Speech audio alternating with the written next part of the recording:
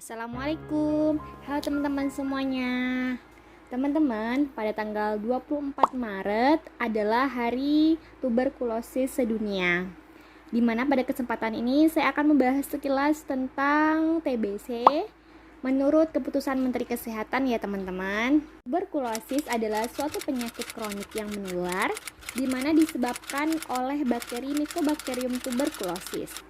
Bakteri ini berbentuk batang dan bersifat tahan asam sehingga sering dikenal dengan basil tahan asam atau BTA.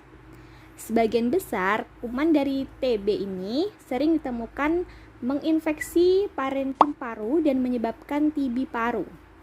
Namun, bakteri ini juga memiliki kemampuan untuk menginfeksi organ tubuh lain seperti pleura, kelenjar limfe, tulang, dan organ ekstra paru lainnya. Tuberkulosis di sini biasanya menular dari manusia ke manusia lain itu lewat udara melalui percik renik atau droplet nukleus dengan ukuran kurang dari 5 mikron yang keluar ketika seorang yang terinfeksi TB paru tersebut atau TB laring batuk, bersin, atau berbicara.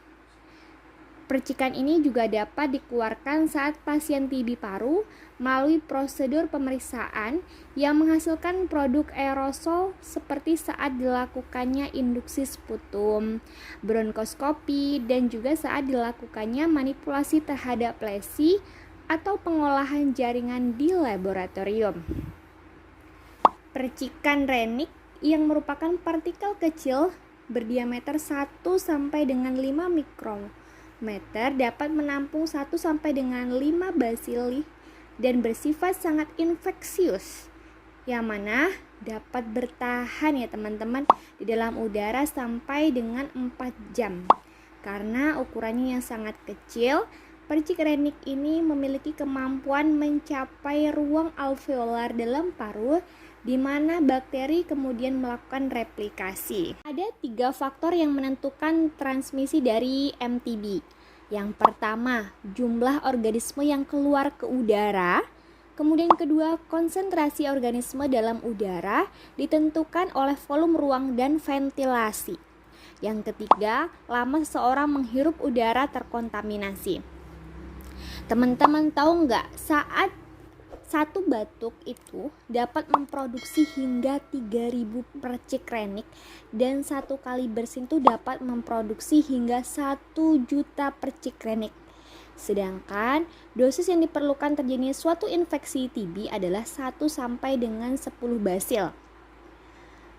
Penularan TB biasanya terjadi di dalam ruangan yang gelap dengan minim ventilasi di mana percik renik dapat bertahan di udara dalam waktu yang lebih lama.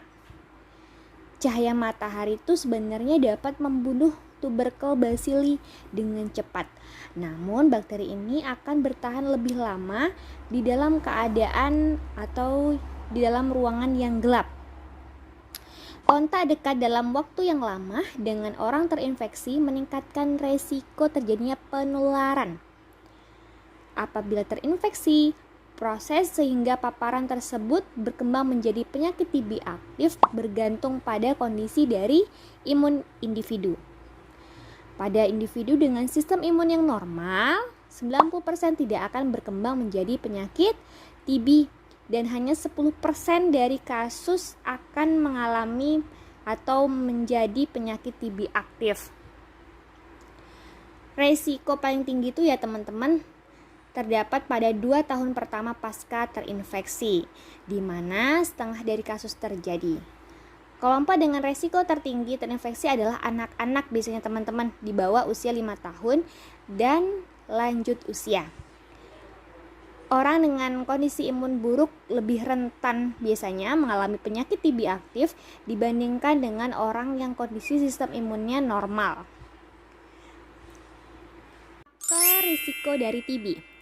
Terdapat beberapa kelompok orang yang memiliki risiko lebih tinggi untuk mengalami penyakit TB ya teman-teman, di antaranya. Yang pertama, orang dengan HIV positif dan penyakit imunokompromis lainnya. Yang kedua, orang yang mengkonsumsi obat imunosupresan dalam jangka waktu yang panjang. Yang ketiga, perokok.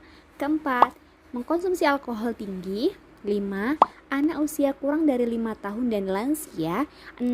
Memiliki kontak erat dengan orang yang penyakit TB aktif yang infeksius. Ketujuh, berada di tempat dengan resiko tinggi terinfeksi tuberkulosis.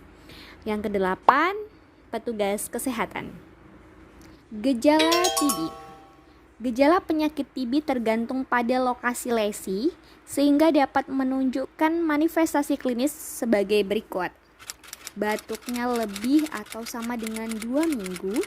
Batuknya itu berdahak. Batuk berdahak dapat bercampur dengan darah, dapat disertai nyeri dada, kemudian bisa juga sesak napas. Dengan gejala lain meliputi malaise atau lemas, penurunan berat badan, menurunnya nafsu makan, menggigil, demam, serta berkeringat di malam hari. Pengobatan TB paru. Tujuan dari pengobatan TB adalah pertama, menyembuhkan, mempertahankan kualitas hidup dan produktivitas dari pasiennya. Yang kedua, mencegah kematian akibat TB aktif atau efek lanjutan. Yang ketiga, mencegah kekambuhan TB. Yang keempat, mengurangi penularan TB kepada orang lain. Kelima, mencegah perkembangan dan penularan resisten